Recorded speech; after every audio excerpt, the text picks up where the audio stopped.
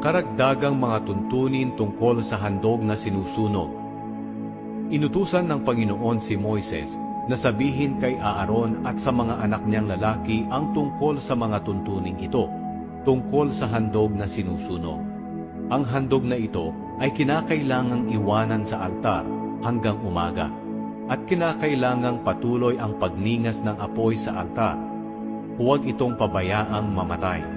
Kinaumagahan, isusuot ng pari ang mga kasuotan niyang gawa sa telang linen, ang damit pang-ilalim na tatakip sa kanyang kahubaran, at ang damit panlabas.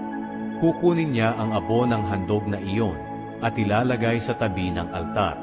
Pagkatapos magpapalit siya ng damit at dadalhin niya ang abo sa labas ng kampo, sa itinuturing na malinis na lugar. Kinakailangang ang apoy sa altar ay patuloy na nagniningas. Huwag itong papatayin. Tuwing umagay gagatungan ito ng pari at aayusin ng mabuti ang mga handog na sinusunog sa itaas ng mga panggatong, pati na ang mga taba ng hayop mula sa inialay na handog para sa mabuting relasyon.